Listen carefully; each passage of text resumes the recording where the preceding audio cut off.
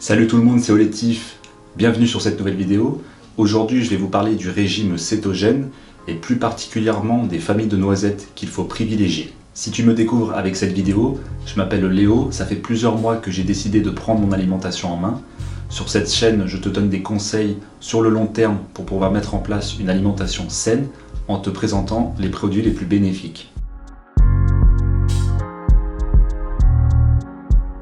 La première famille que je te recommande, ça va être les noix de pécan.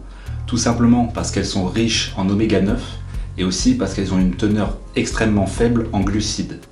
Les oméga 9, c'est ce qui va permettre de réguler ton taux de cholestérol.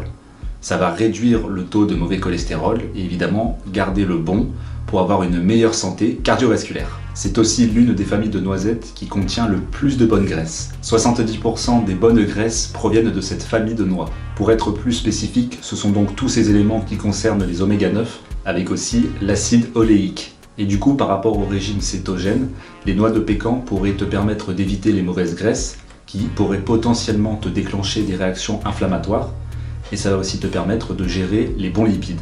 L'acide oléique et les oméga 9 sont donc très importants lorsque tu as mis en place un régime cétogène puisqu'ils vont être impliqués dans l'effet brûle-graisse et c'est d'autant plus pertinent puisque lorsque tu as mis en place le régime cétogène, tu dois prendre soin de ton système nerveux. La deuxième catégorie que je te recommande, ça va être la famille des macadamias. Bon, je te cache pas que c'est vraiment pas donné, mais elles vont être très riches en flavonoïdes. Ce sont des substances qui vont renforcer le système anti-inflammatoire et agir en tant qu'antioxydant. Et dans le macadamia, tu vas retrouver une grande richesse aussi bien au niveau des oméga 3 que des oméga 6. Ils vont être tous les deux parfaitement équilibrés.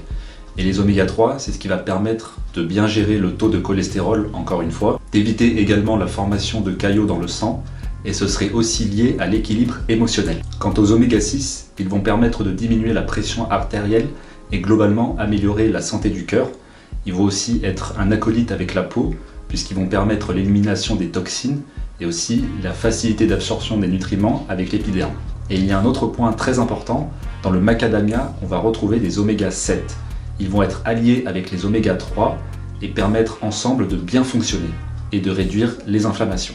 D'ailleurs, il y a une étude qui a été menée à Cleveland en Amérique, dans laquelle ils ont prouvé que pendant 30 jours, le fait de consommer des oméga 7 réduisait de 45% le risque de la protéine C réactive. On appelle également cela la CRP, c'est une sorte d'inflammation aiguë.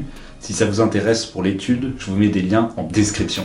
J'espère que ce contenu t'a plu, si c'est le cas, je t'invite à le liker et à t'abonner à la chaîne. On se retrouve prochainement dans une autre vidéo et surtout, garde la pêche!